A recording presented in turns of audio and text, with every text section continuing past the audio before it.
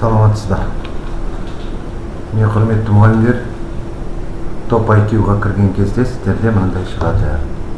Үшіншіден кітапхана дегенді басуларыңызға болып. Кітапхананың ішінен өздеріңізге керекті сабақты таңдай аласыздар. Мысалы, сыныбыңызды таңдайсыз. Мысалы, 2-ші сынып немесе 4-ші сынып дейсіздер. Өзіңізге керекті пәндерді таңдайсыз.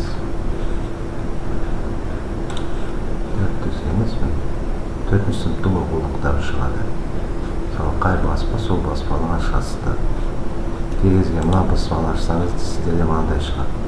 Тапсырма берулеріне болады, немесе оқуды ашуларыңызға болады. Егер Дәулет Керейованың кітабымен оқып жатсаңыздар, осындай сіздерге шығады.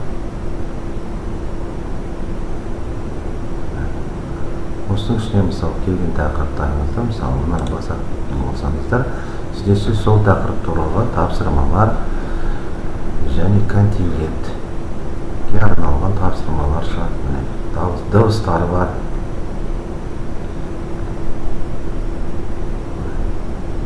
Грамматика туралы.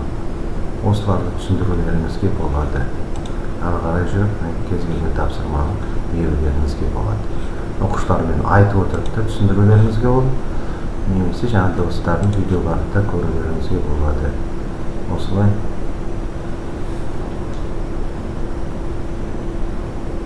Кез келген оқулықты ашуларыңызға болады.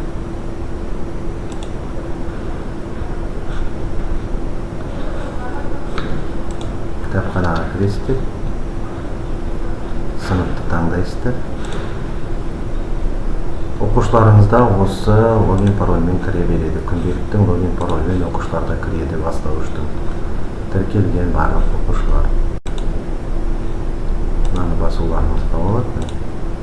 Тапсырмаларны сөйтіп аша аласыздар. Егер сұрақтарыңыз болып жатса, жекемен шығуларыңызға болады.